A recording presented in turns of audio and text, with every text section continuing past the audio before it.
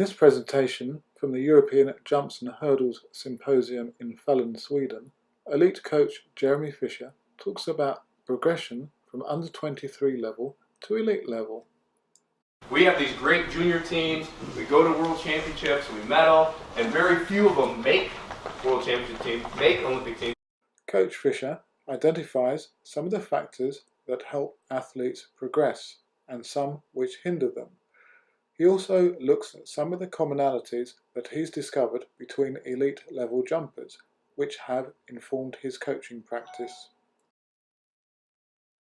There is a second part to this presentation which I will aim to get edited and uploaded pretty soon. And so I'm going to talk about the events, but the whole entire time what I'm going to do is age-specific drills and technical models, and making sure that that we're able to take the athlete to that next level. The athletes we're working with now are different than the athletes that you and I were. Okay, so that means that we did a lot of different sports. So we did American football, we did baseball, we did football or soccer, as we call it, or hockey, or whatever it was. Okay, we developed a lot of our athleticism because of the different events we did. So that's the first thing. Then the second thing is bridging the gap. Okay, so we looked in the US OC to look at, especially in athletics, we looked to see what was the average age of the Olympian or Olympic medalist for a male and a female. Okay, just throw out some numbers. What do you think the average age of a medalist is for a male? 25? 27. 27? Throw out 28. Okay, it's 26.2. Okay, so 26 years old, basically. Okay, and I feel that the medalists have come down because we had a very young team. We had obviously, 30 medals or something like that, but we had a really young team. And there's this new crop of young athletes. But if you look in the past, from the years, taking from 2000 to 2016, yeah, it was 26.2. And then what about the female? What do you think? 25? 23, 27. It was 27.8. Almost 28 years old, so a little bit older. We have zero correlation, very little correlation from a junior level athlete to a senior level athlete. We see that. I mean, we have these great junior teams, we go to world championships, we medal, and very few of them make world championship teams, make Olympic teams, and definitely don't medal. I mean, I think it's down to 8% of world junior medalists medal at the senior level. Okay? And so we have to bridge that gap as coaches. And that's what I'm helped with. It's actually kind of funny because we were looking at the study, and I just did a self-analysis of my group, and none of my athletes, including medalists and world championship finalists and stuff like that, none of them were junior champions. None of them even made the junior team. Okay, so I basically got a lot of these kids 22, 23 years old as soon as they graduated from college, and now we're moving to that next level. And so, as I talk about long jump today, I didn't want to come up here and just talk technical aspects of the long jump. One, it's not a technical event. You just run and you jump. How hard is that? Okay? And the faster you are, usually the further you jump. And so, I didn't want to sit there and break down little technical things like that. But what I do want to do is I want to sit there using some of his concepts, how that applies to what we're trying to do as coaches. And then being able to coach an athlete, I'm very fortunate that Will Claye was one of the first athletes since 1936 to medal in both the long and triple jump. And kind of how we did that too. And so we'll talk about the components of the long jump, the technical aspects. We'll talk about strength training design. And I think the real crux of the issue right now, and especially with the athletes, is the alternative issues that we're dealing with our athletes. Okay, and we're dealing with a different athlete. All right.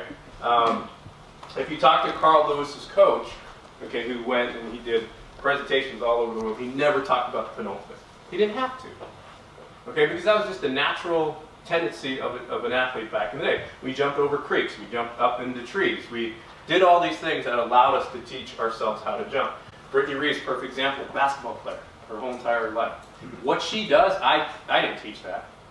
That's just natural from playing years and years of basketball. But she has the technical model, and that's why she has 9 world and Olympic medals, and 8 of them are gold. Okay. So let's talk a little bit about the technical aspects of it. We'll talk about the approach. We'll talk about the penultimate, because that is a key factor. And then we'll talk about the takeoff, the flight, and obviously the landing. And we're going to go through this a little bit quicker, because I'm not here to talk about the technical aspects as much. I mean, I expect a lot of you guys to be proficient as far as that coaching. And when they talked to me about presenting to you guys, my thing was, let's get these, 18, 19, 20-year-olds, and let's try to get them to, levels of where Michelle Tornius is now. Okay, who's at 830 something long jumper, and the constant growth of him as a jumper and his coaches, you having to develop too. So this is going to come more from a perspective of how you have to change as coaches. So this is Will Claye. It unfortunately was a foul. It was about a 850 foul at the Olympic trials. This was in 2012. He did jump 842. Unfortunately, had a little strong of a wind in 16 and ended up not going to Rio in the long jump, just concentrating on the triple jump. But when I talk about the technical aspects, we know about the approach. The one thing that I wanted to see when I was a young coach is I didn't have the scientific background initially. My master's degree and my undergraduate degree was in molecular biology and nutritional science. So I went back and I decided to get another master's degree in biomechanics. And so, being a young coach, I can't just sit there and go, all right, well, I don't know it, I'm not going to be good, I need to, hurry up and quick start this. So I just sat there and did what every research does. I kind of did a case study. I looked at every 850 long jump I could find on YouTube. And I looked probably at about 10 to 15 jumpers, okay, different jumps. I looked at every 7-meter female long jumper. I looked at every 6-meter pole vaulter. I looked at every 5-meter female vaulter, probably 490. I looked at every high jumper who jumped 240. I looked at every female who jumped 203 or better. Okay? And what I wanted to see was there aspects of their jumps that made them successful? Were there commonalities? And yes, there was. There was an overlying theme that was always present. And the presence of the athletes was, one, they had unbelievable postural integrity. Okay? Postural integrity means that they ran nice tall, chest up, nice neutral head, spine, and hips. Okay? So they looked like great mechanical sprinters. Okay? At least into the last couple steps of their takeoff. The other thing that I saw is that when they planted their foot, okay, that their free leg thigh was always parallel to the ground. I mean, that's just a trait I saw all the time. Okay, how they got there might have been different, but every one of those athletes on those successful jumps had that common trait. And that was just a commonality that I wasn't going to sit there and say every athlete needs to fit into this mold, but I said, you know what, every successful athlete does fit into that commonality, or that trait. And so that's how I developed some of my models for my athletes. Okay, now I don't sit there and have one size fits all. I have a 1791 triple jumper and I have a 1748 triple jumper, and they are two opposite ends of the spectrum. Okay, so I can't coach those two the same. I can't even train them together. Because anybody who trains with Will Claye is going to get hurt. Because he's a monster. And his intensity is so high, he just will spit you out. Okay? And so I realized that. Unfortunately, I had an athlete who was an 839 long jumper, and it took me about 3 years to figure it out. But we did, after a few injuries. Okay? And so when I look at the common traits, when I look at the athlete, I'm looking at Will right now. That's nice max velocity like sprint mechanics. A very vertical push. Okay? Nice sprint mechanics. So as jumps coaches, whether we're a high jump coach or a long jump coach, high jump coach, triple jump coach, it doesn't matter. We have to be sprint coaches first. We have to teach the athletes how to accelerate. We have to teach our athletes from acceleration transition into max velocity sprint mechanics, which is a vertical push. And then allowing the athlete to have nice max velocity like sprint mechanics, which Will kind of does right here. Okay, nice vertical position. Thighs get into parallel. He's pushing vertical into the ground. Now, as we start to look, all right, we start to get here. This is the next position. Okay, this is the penultimate. The purpose of the penultimate is to lower the center of mass so we can create a little vertical velocity. Now, in the penultimate, as successful coaches, there's a lot of things that we just learned. We just learned about muscle stiffness. Okay, so for each individual, we've got to make sure that we hit with the optimal speed and angle so we don't create too much lowering or amortization, because we see the force under that curve diminished, and then they can't create as much propulsion off the ground. Okay, so that's really important, right? But one important thing that we talked about was body position in the technical aspect of the jump. All right, so Will, nice lowering, you know, a flat foot.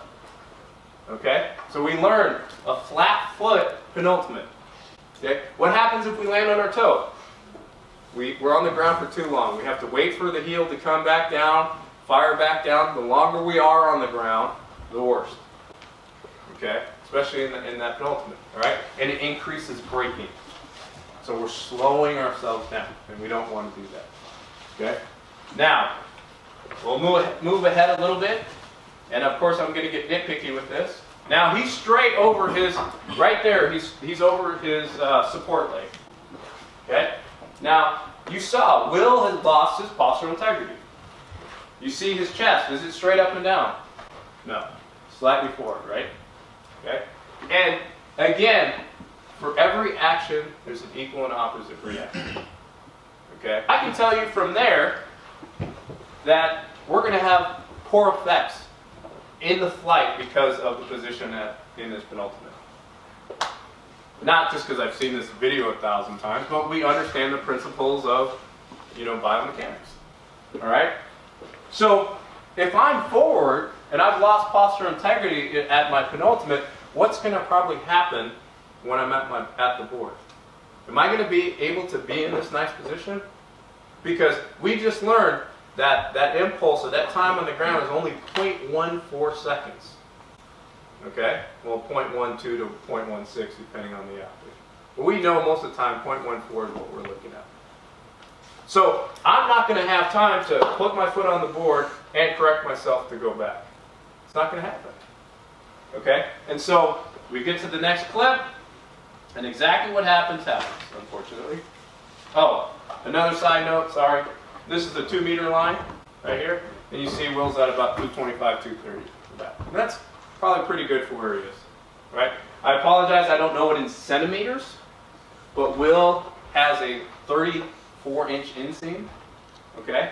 Now, just to compare, all right, we're the same exact height, and my inseam's about 31, so he has about 3 to 4 inch higher inseam. So if we're standing next to him, Will's hips are right here. Okay? So God made him special. All right? So that, I mean, that's the height of someone who's maybe, you know, 185, 190. Not someone who's 175 or about 175 or 180. That's about his height. Okay, so that's obviously a blessing. All right. So nice position for Will. He's at about 225, 230 for his penultimate step. Okay, and that's about the right angle for him. And there's toe down. So that's where, when we're talking, you know, with Dr. Ritzdorf and we're looking at a force curve right there, okay, this isn't optimal for Will, unfortunately. Okay, it's not optimal. He's definitely got a long Achilles tendon. He does not have a short Achilles tendon. Okay, now, because of that, Will is slightly out of position. And unfortunately, this was one of those plasticine fouls. I still don't think it was a foul, but it was a plasticine foul. Okay, so at 230, why are we determining, or how are we determining that mark? We're determining that mark because we're trying to reduce the braking at the board. Because if we're too far away at our penultimate step into the board, what's going to happen? We're going to jam and brake, right?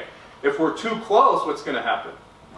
We're going to lose our postural integrity, and it's going to actually throw us over, and it's not going to be good either. And it's going to be hard to create a vertical velocity or lift because we're too close. So we have to find that sweet spot for each athlete.